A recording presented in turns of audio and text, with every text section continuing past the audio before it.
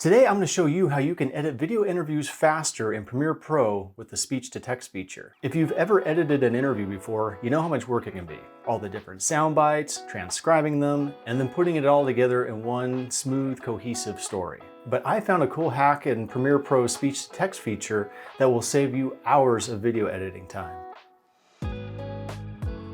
Released in 2021, speech-to-text is an integrated workflow that automatically generates transcripts and captions for your videos. It uses AI technology to generate transcripts and sensei machine learning for accuracy. Captions are fine, but have you ever thought about using speech-to-text to edit interviews? All right, so to get started, we're just gonna open up a video in the timeline. So I'm just gonna drag it on over here. To get the transcript feature, two options you can do. You can just click on Window and select Text. The other option is you can just click on the Captions workspace. Then just click on Transcribe Sequence. It's going to give you a few options here, and then just hit Transcribe. Now, the first time you transcribe your audio, it will take a little bit longer. Obviously, the cleaner the audio, the more accurate it's going to be. And a little tip here, it won't work if you have any plugins on any of the audio channels, any delay, reverb, or whatever. You want to make sure all those are disabled. Once the video's transcription process is complete, you'll be able to see the text of your video in the text panel. The transcription is divided into time blocks corresponding to timestamps from your clip.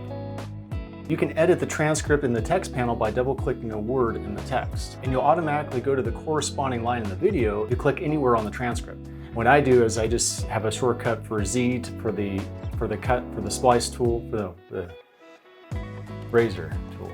Just like editing a Word document, you can actually edit a video interview. Pretty cool, huh? So I'm going to take this little phrase right here. Did you know that 70% of people who buy cars watch YouTube videos before they even step into a dealership? So if I want to select that clip, all I need to do is just click on the first word of the phrase, and then I'm just going to hit Z, which is going to cut it. And then I'm going to go to the end of the phrase, but instead of just hitting the last word, I'm actually want to go to the first word of the next phrase, or else it's just going to cut off the word of that last phrase. So again, I hit Z. And now I've got I got that clip. Pretty cool, huh? This wasn't designed specifically for editing interviews, at least not yet. So there are a few drawbacks. And so I'll kind of show you my workflow to make this work. As you go through, you can edit each of the phrases like I just did, just kind of cutting to the parts that you like.